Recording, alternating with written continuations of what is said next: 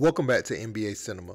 So today we have to talk about Stephen A. Smith's response to Steve Kerr as it was pertaining to Steph Curry's leadership or lack thereof. People are arguing when it comes to handling Draymond Green, and being the loudest voice in the locker room and having, control of the locker room, so to speak. That's been placed on Steph Curry lately, and Steve Kerr pointed to Stephen A. Smith. He didn't call him by name, but he did go up there a day later saying people questioning Steph Curry's leadership. So that had him pretty upset in the moment. He had to talk about the Draymond thing.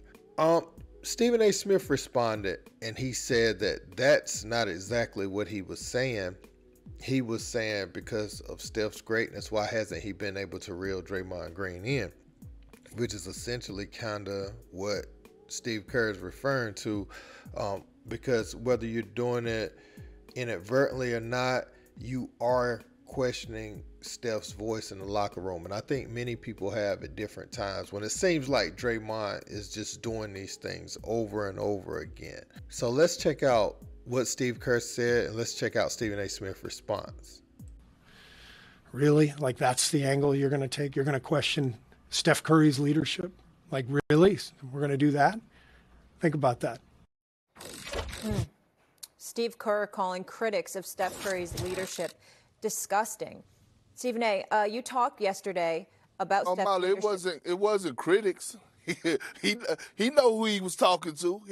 He know who he was talking to. He was talking to you. He was talking to you. Yeah. He's talking to me. He's talking to me, Molly. Okay. Kendrick Perkins and Brian Windhorst here. Hi, guys. Thanks for being with us. Stephen A., what's your reaction to what Steve Kerr had to say if he was speaking directly to you? Steve Kerr didn't mention me by name. I'll mention Steve Kerr by name. I'm disgusted with him. You see, this is the problem. This is the problem, okay? No. You can leave me up on the split screen with everybody, please. This is the problem, okay? Steve Kerr, no one is questioning Steph Curry as a leader. What we said was, quote, if that were LeBron James, we would have said, where are you? So in this particular instance, we're not talking about behind the scenes. We're talking out front and center.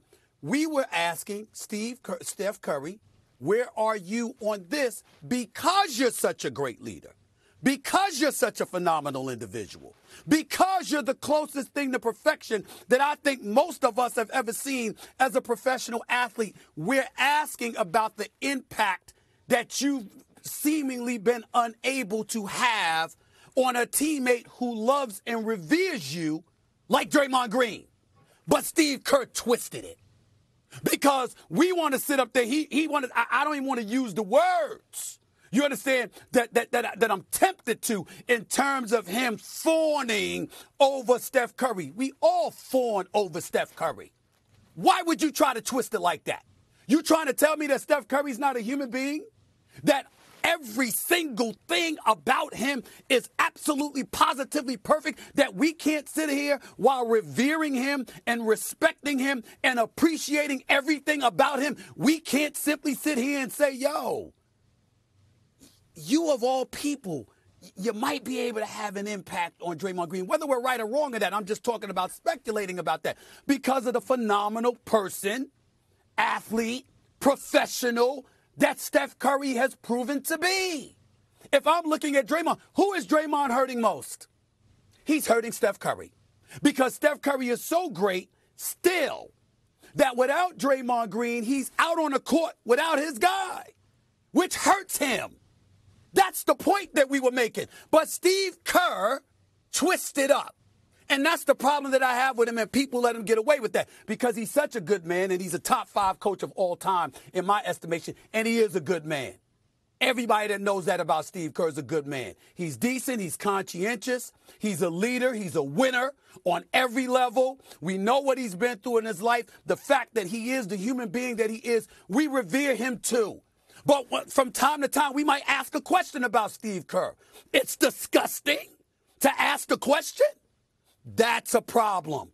And he's talking about the days that we're living in and all of this stuff and clickbait. My brother, you didn't say my name, but I don't need clickbait. We've been number 1 12 years.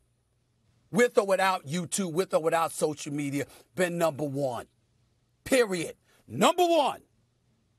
Month over month, week over week, year over year, for 12 consecutive years. I don't need no damn clicks. We're on a national television show, which you used to do, Steve Kerr, because he was calling games. You in TV? Yeah, come on now. Just stop that nonsense. We can ask the question without somebody being disgusted because, oh, my God, we didn't fawn over Steph Curry with every syllable that we uttered out of mouth. We know how great of a person Steph Curry is. Nobody impugned the integrity of Steph Curry. What we said was, if it were LeBron James, he would have been held to a certain standard. Why isn't that standard applicable to Steph Curry? That's all. That's all. I'm super confident in his ability to do that, and the conversations yesterday were about acknowledging what's, like, you know, he can't do what he's been doing. He knows that. We know that. Everybody knows that. What that means to change, I think that's the search for the answer, right? Like, that's the journey that we're on now.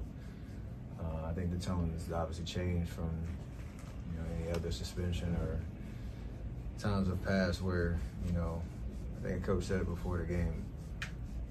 We're here because we're playing basketball and we're wearing a Golden State Warrior jersey, and we've been doing this for a long time, and championships are at stake in terms of us being a contender or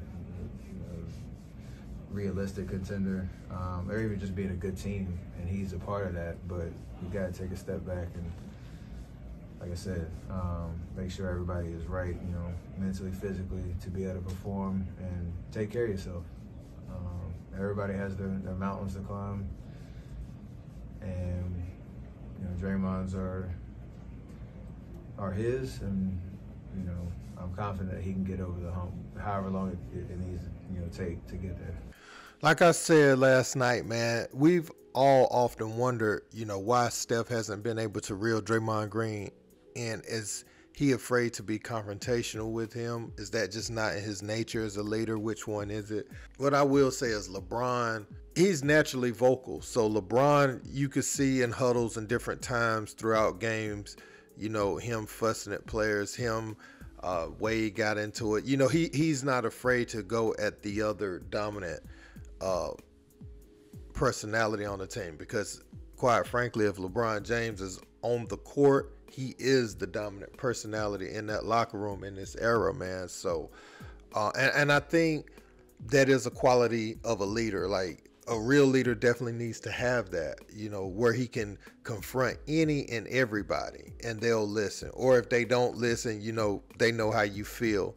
Because sometimes people not going to always be receptive to your criticism, especially in the heat of the moment. But they need to be able to take that, be upset in the moment, but then whenever they home alone thinking or wherever, you know, they kind of know you right, you know what I'm saying? And they come back with a different attitude.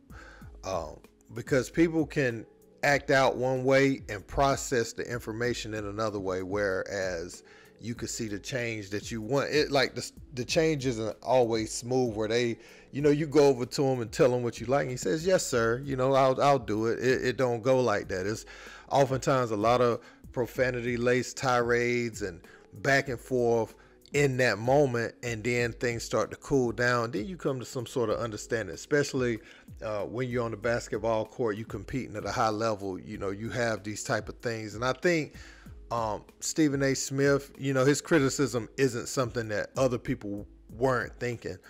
Now, is that in Steph's nature? I don't know. I kind of seen Steph do some of that at Davidson. And it seems like, you know, at times I've seen him do it with the Warriors. Just don't know if it was with Draymond Green.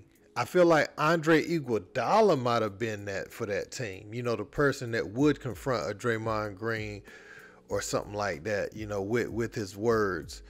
And also Steve Kerr, you know, your voice should have a lot of impact on it. You know what I'm saying? Like, you should be able to reel that in too, but you definitely need a player to kind of govern the other players. And you would definitely want it to be your leader who just happens to be a point guard. I remember back in the day, man, being a point guard, that was like a prerequisite for being a lead guard, being somebody who knows where everybody is supposed to be on the floor. And as a result of that, you were able to call people out, because it's like naturally your position, you're pointing people where to go on the floor.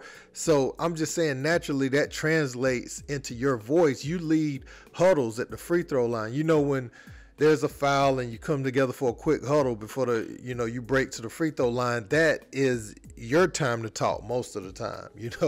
Just as a lead guard, you ain't even have to be the best player, but Steph's the best player and quote unquote the lead guard for the team. So that, I think that's why that's a question. But they had a lot of success together. I'll say that in closing. They had a lot of success together. So everything from this point on is just icing on the cake. May have to move in different directions going forward with this core group, but they did have success. So it's not too much to critique other than this moment. But the totality and the body of work, the team, did what it set out to do. But let me know what you guys think in the comments. Don't forget to like, share, and subscribe. Till next time. Peace.